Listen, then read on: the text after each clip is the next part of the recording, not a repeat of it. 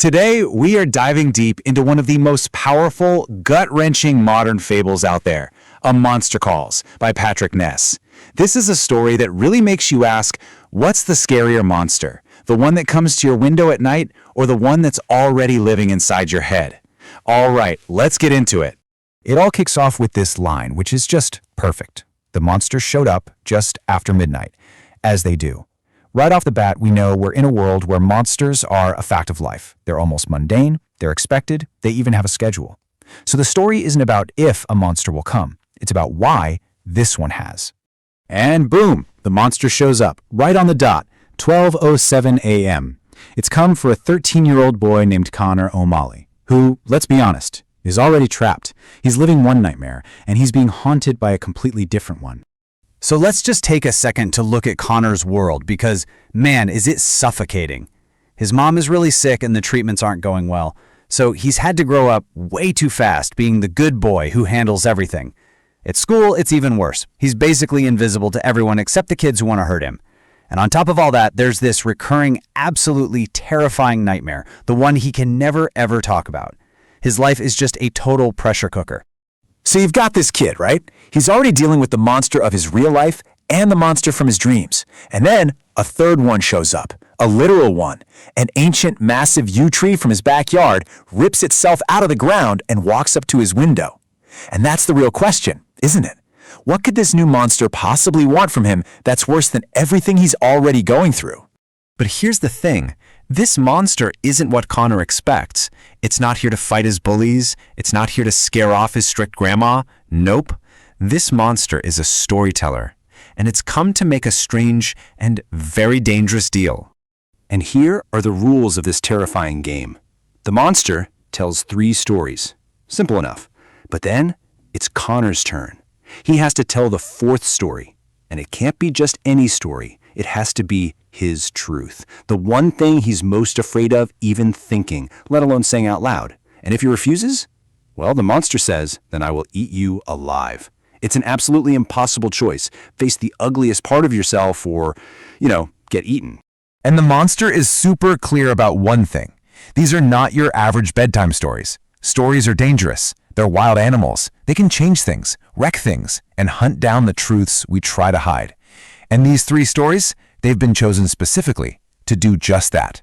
So the monster begins its first tale. And right away, we get this feeling that these aren't just stories. They're lessons. And they're not the simple happy ending kind we're used to. Not even close. Now, it starts off sounding like something we've all heard a million times. You've got your brave prince, he's in love with a beautiful farmer's daughter, and of course, there's a wicked step-grandmother, a queen, who's also a witch, standing in his way. Classic good versus evil. Seems pretty straightforward, or so you'd think. And then, bam! The monster just completely flips the script. It turns out the brave prince murdered his own girlfriend just so he could frame the queen, get the people on his side with his fake grief, and steal the kingdom.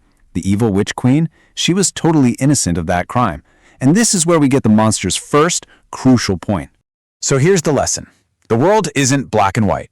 There isn't always a good guy, and there isn't always a bad guy. Most people are just somewhere in the middle. Conor desperately wants clear heroes and villains in his own life, but the monster is forcing him to see that life and people are just way, way messier than that. Okay, on to the second tale. And you can really start to feel how these stories are getting more complicated, and honestly, a lot more personal. They're inching closer and closer to Conor's own raw pain. And just like last time, the setup feels super familiar. On one side, you have a greedy, grumpy old apothecary who uses ancient cures made from the yew tree. On the other, you have a modern, enlightened parson who tells everyone the apothecary is a fraud. Again, seems pretty clear who the good guy and the bad guy are, right? But then, tragedy strikes. The parson's daughters get terribly sick. Suddenly, this man of faith is so desperate, he throws away every single belief he has. He begs the apothecary for help, even offers up the very yew tree he always preached against. But the apothecary refuses, and the daughters die. So, who's the bad guy now? The man who wouldn't heal, or the man who had no real faith to begin with? Well, the monster's judgment is swift and it's violent. It doesn't punish the greedy apothecary, no. It completely obliterates the parson's house. And everyone, especially Conor, is left thinking, wait, what? Why? The parson was just a desperate dad trying to save his kids. And here is the brutal lesson of story number 2. Belief is powerful. It's half of all healing. The apothecary, whatever his faults, was a man of action and healing. The parson, though, he was a man of belief, who abandoned it the second things got hard. His faith was empty, and the monster punished him for that weakness, which, well, that cuts right to the heart of Conor's own desperate, flickering hope that his mother can be cured. Okay, let's just pause here for a second. We've had 2 stories that completely tear apart our simple ideas of good versus evil and the nature of belief. And it becomes painfully clear these stories aren't random. They're targeted. They're a kind of training. They're preparation. So why these stories? Because they were designed to break Conor down, to shatter his simplistic childhood view of the world. They force him to look at complexity, at injustice, at really uncomfortable truths, because his own truth, the one he has to tell, is the most complex and uncomfortable one of all. And that brings us right back to the beginning, to the nightmare, the one with the darkness and the wind and the hand slipping away. Everything the monster has done, every story it has told, has been leading to this single moment, forcing Conor to finally face what's really at the bottom of that pit of terror. And this is the real gut punch of the entire story. The monster was never there to fight Conor's battles for him. It didn't come to magically heal his mom or beat up his bullies. The monster came because Conor called it. It came to help him face the one enemy he absolutely could not fight on his own, himself. The monster's entire purpose was to get Conor to speak his truth. And that truth is just devastating. His nightmare isn't just that his mom is dying. It's that he has this darker, secret thought that he just wants the pain to be over. In the nightmare, he lets her go because he can't take it anymore. And admitting that horrible, human, selfish truth is the only thing that can actually set him free. And that's really what makes this story stick with you. It stops being just about Conor. The monster becomes this incredible metaphor for that brutal but totally necessary act of confronting the ugliest, most hidden parts of ourselves.